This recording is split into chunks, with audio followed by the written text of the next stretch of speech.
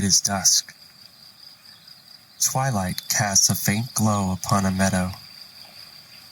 You are walking a dirt path along the edge of a dark forest. From deep within, you hear a sound, like a melding of speech and song. Something, you know not what, impels you to follow. As you enter the woods, it feels as though you have crossed a threshold. Though you had only walked a few steps, when you look back, the place from which you came is gone. There is a stillness, and a sense that the forest had fallen silent only just before you arrived, as if it did not want to be heard. There is a secret here, protecting hallowed ground. The branches of the trees sway like a slow dance, and time seems to slow with it. How much has passed? Minutes? Hours? Something moves in the shadows, and the feeling creeps in that you are not alone. A pale light appears in the distance, floating toward you like a feather on the breeze, though the air is still. You have now entered the realm of Fae. My name is Christian, and this is the Hidden Passage.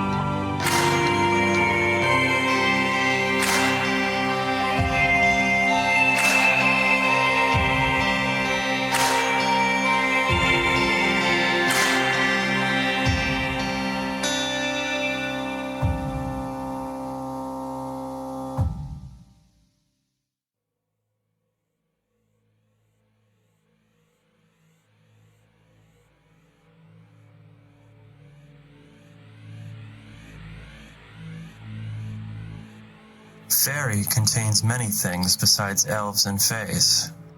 And besides dwarves, witches, trolls, giants, dragons, it holds the seas, the sun, the moon, the sky, and the earth, and all things that are in it. Tree and bird, water and stone, wine and bread, and ourselves, mortal men, when we are enchanted. J.R.R. Tolkien on fairy stories.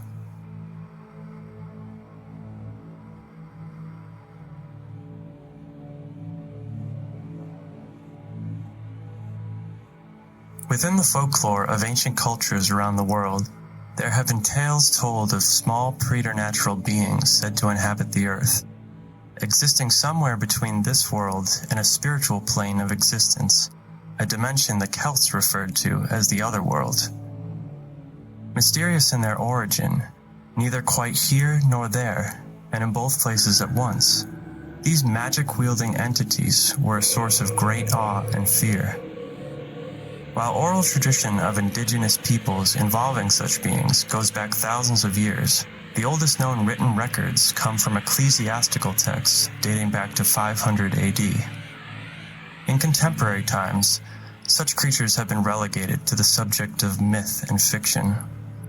However, until the Age of Enlightenment and even beyond, the belief in them was strong, and in remote areas, disconnected from the influence of modernized society. These traditions are in effect preserved. While often invisible to the naked eye, people were nonetheless convinced of their existence, and they were given many names. The earliest known moniker of such entities was the English elf, originally used as a term to apply to all spirits. The Germans referred to them as Zwerg, or dwarf, and the Irish had the Aussie, or people of the mounds. And Scandinavian legends features Huldra, meaning hidden beings. The term fairy became the most commonly used appellation, especially in Europe where these creatures are most well known. The word fairy, derived from the old French term fée, relating to magic and enchantment, came to be used as an umbrella term, encompassing all manner of supernatural beings, seemingly part of one larger group. Over time, these beings have been categorized and subcategorized in multitudes, depending on their appearance, habits, and location. The range and depth of classification among these entities is a reflection of their enigmatic, capricious nature. Indeed, the distinction between fairy, ghost, demon, and even in recent times, extraterrestrials, has been the subject of differing interpretations with changing cultural norms and beliefs. Despite its historical mutations, the image of the diminutive creature, with features both human yet otherworldly, has persisted into the modern day.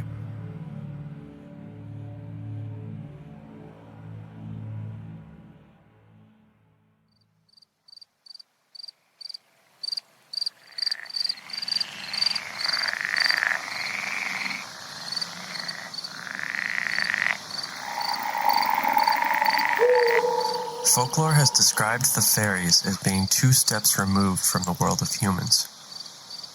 The fairies were said to haunt areas of untamed nature, preferring privacy and seclusion from humans.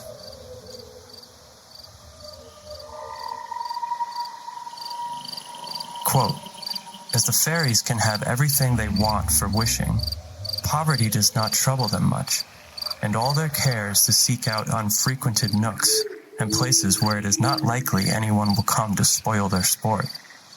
T. Crofton Croker.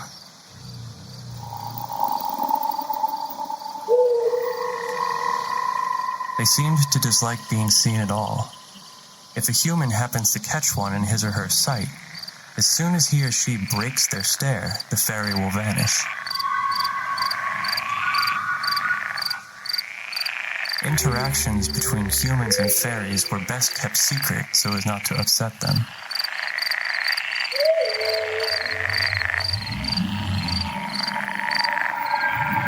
However, certain types, such as the Scottish brownie or the German kobold, were known to dwell among humans, living in the home and sharing with household tasks.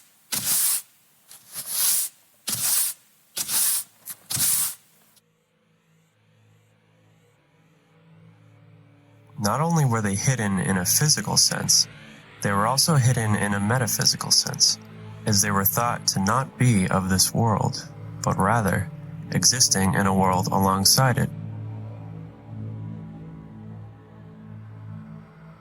Paradoxical by nature, these beings seem to exhibit characteristics ranging from the ethereal to the concrete, having the ability to blink into and out of our existence.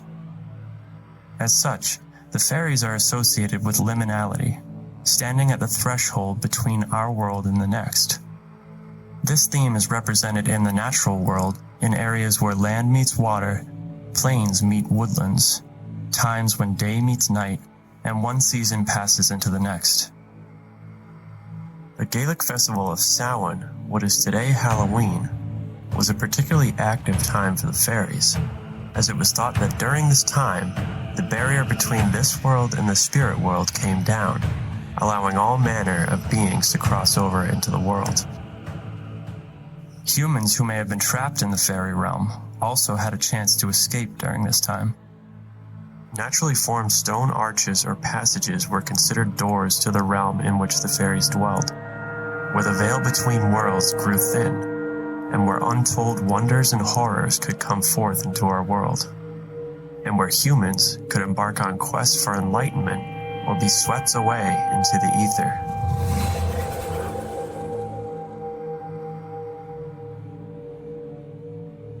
Humans are most likely to see fairies when they are in puberty, transitioning from one stage to the next. The mushroom, often associated with fairies, is ecologically positioned in a liminal zone itself, between life and death, being responsible for the decomposition of organic matter into a reusable inorganic form. Not coincidentally, the psychoactive properties of several strains of hallucinogenic mushrooms have caused those who have ingested large doses to encounter elf-like entities in their altered state. In fact, hallucinogenic substances have been used in religious ceremonies worldwide to facilitate contact with the spirit world. The mushroom's ability to grow rapidly overnight might have seemed uncanny to ancient peoples, seemingly the result of magic. In folklore, there were many infamous fairy kingdoms with specific locations, often described as islands, some actually being under the ocean or at the bottom of lakes. The infamous Lady of the Lake is one such fairy that dwelled on the lake bottom. These fairy kingdoms would sometimes appear to humans, only to once again vanish from sight. This would only happen at night or once every several years. Of the most well-known fairy kingdom islands was the Irish Tir na Og, meaning land of the young. These were known to be paradises of great beauty, where sickness and death were non-existent. Food was abundant, and the only season was springtime. In Arthurian legend, King Arthur was said to have been brought to Avalon after having been wounded, to be healed by 4 fairy queens.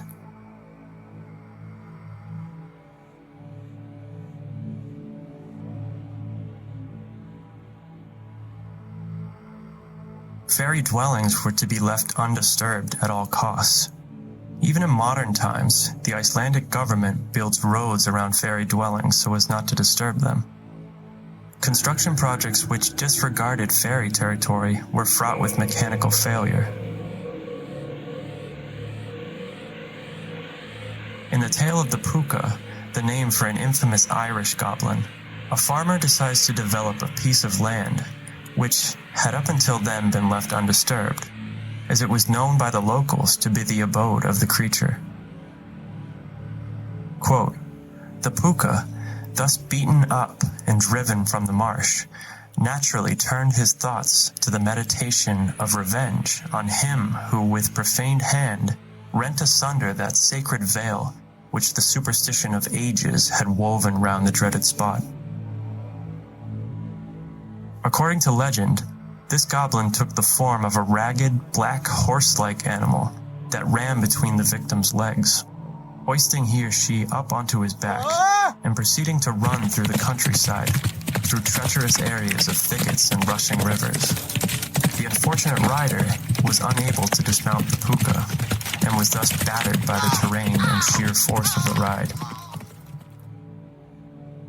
Despite the man's attempts to beat the Pookah into submission using whips and spurs, eventually one day, after years of altercation, it caught him off guard, scaring his horses off a cliff and causing him to lose his crop. This was the beginning of a string of misfortune that befell him and his offspring, cursing his lineage.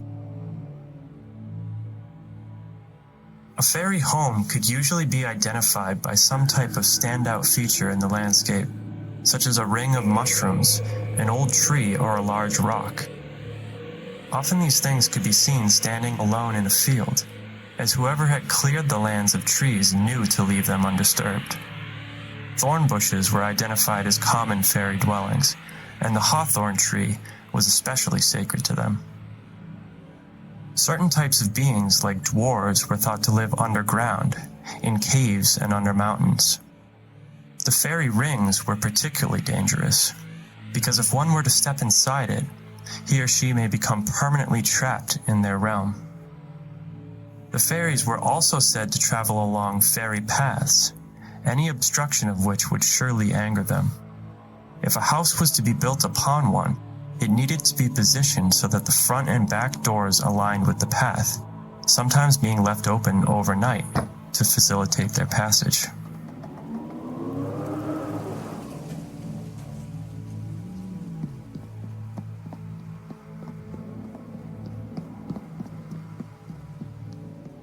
In Europe, fairies were also believed to inhabit ancient human burial mounds, known as fairy forts or hills. This may explain why fairy dwellings were said to contain treasures which were guarded by them ferociously, as the dead were often buried with valuables to aid them in the afterlife. There are many tales of ignorant humans who attempted to steal such treasures and paid a heavy price.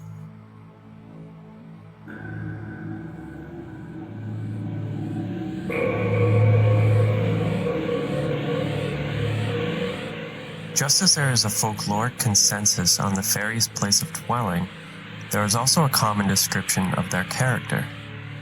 Like the space between worlds which they inhabit, their nature was also dualistic, embodying both light and shadow. This was aptly reflected in their disposition towards man. There were those who were malevolent, whose sole purpose seemed to be wreaking havoc on humans, while others were thought to be benevolent, bestowing gifts upon humans who showed their appreciation. Their magical abilities allowed them to alter reality itself, accomplishing great feats of creation as well as destruction. The Germanic tribes spoke of light and dark elves, and the Scottish the Seelie and Unseelie courts. An example of a benign fairy was the Fenodyree, hailing from the Isle of Man. This fairy was a variant of the brownie, an industrious, humble household fairy that preferred to live among humans and work for them as laborers. The Fenodyree was a skilled mower, employed by farmers to work in the fields. Preferring to remain naked, he was greatly offended by the offering of clothes. Brownies would accept only small compensation for their work, such as a small bowl of milk and some bread. Anything more could be considered offensive and drive them away. Another benevolent fairy was the Tommyknocker, a Cornish belief which became prevalent among early American mining communities.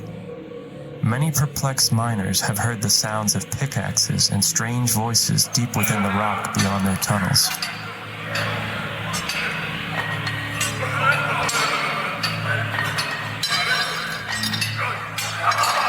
These fairies were thought to warn miners of imminent cave-ins by knocking on the walls of the mine, and would also lead them to areas rich with ore. Like many fairies, however, they were not always good. If a miner died from a cave-in, the Tommyknocker was thought to have caused it. This was a common assumption among the superstitious. When things go well, the gods must be happy, but when tragedy strikes, the gods must be angry. Nothing was by chance. An example of a malicious fairy is the red-capped goblin from England. Goblin was a term used to describe a particularly ugly, malicious fairy. Redcaps were said to inhabit the old ruins of towers and castles with a violent history of war, and would slaughter humans, using the blood of their victims to dye their hats. Another fairy to be avoided was Jenny Greenteeth, a hag with green skin, long black hair, and sharp teeth, preying on children from the banks by dragging them into the water to drown.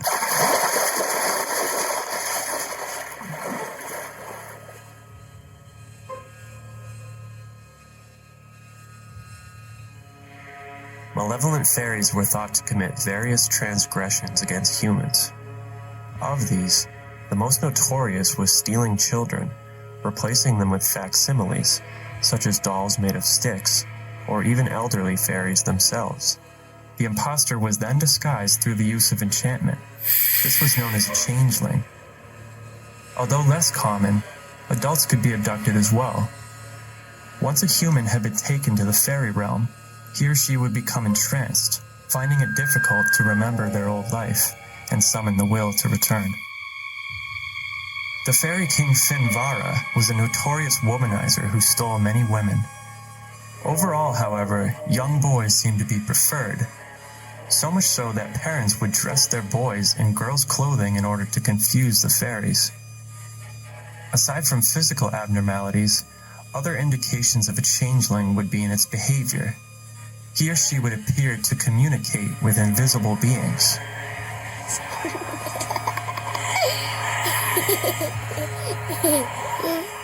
He or she would also display skills and abilities far beyond that of a normal child. In order to get the fairies to return the child, the changeling had to be tricked into revealing its true identity. One method was to boil water inside eggshells, to which the fairy would exclaim that in all their years they had never seen anyone do such a thing, thus revealing that they were not an infant. Sometimes the fairies had to be threatened with fire or exposure to direct sunlight, and in extreme cases were even tortured. There was some speculation as to why abduction occurred, One reason being that the fairies coveted certain human traits that they wanted to infuse in their own kind, or that they needed human milk to survive. A more Christian perspective proposed that the fairies used humans as a tithe to hell. Another perspective was that this was done simply so the elderly changeling could live out the rest of its days in the comfort of human care. Interestingly, there are accounts that humans spirited away into the fairy realm actually lived happy and fulfilled lives, while fairies transplanted to human families would sometimes suffer feelings of boredom and loneliness. The fear of fairy abduction held a firm psychological grip on people even into contemporary times. In 1826, a boy named Michael Leahy was drowned by his parents, who were actually acquitted of murder on the account of the death being a part of an attempt to reverse a changeling swap. In 1895, a young woman named Bridget Cleary was reported missing. It was alleged by her family that she had been abducted by fairies. The authorities later discovered her body in the woods and identified the family members themselves as the culprits.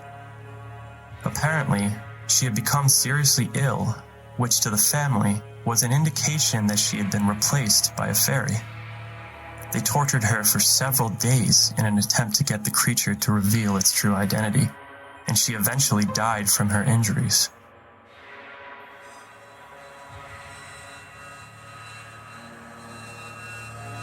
The other most common way of harming humans was through shooting magical arrows, causing the victim to become ill. This was known as elf shot or elf stroke. This could cause any manner of affliction, and in worst cases, result in death.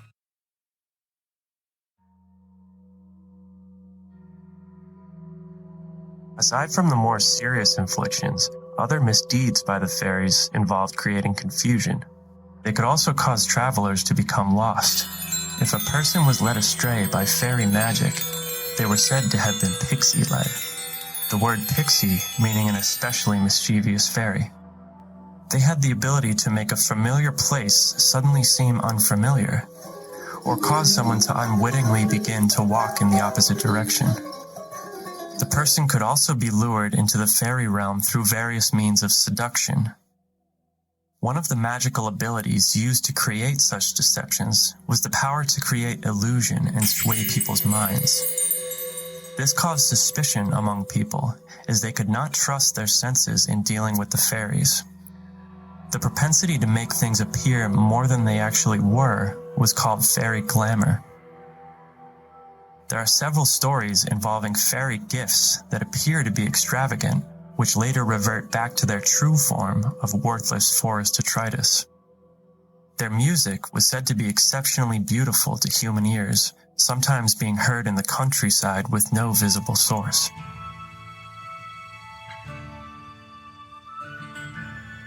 In fact, certain old Irish folk tunes are said to have come from the fairies themselves, such as the renowned Londonderry air. Despite its pleasing quality, to follow the music or to accept any offering of food or drink from the fairies could also lead to entrapment. In stories involving passage into their realm, a common trope is that the person stumbles upon a fairy gathering and accepts an invitation to join in the revelry.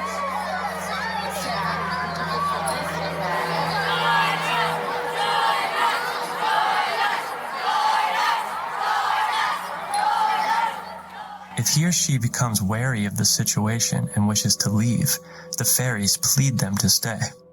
If they are lucky enough to make it back at all, several months or even many years would have passed, though they had perceived having only been gone for a few moments.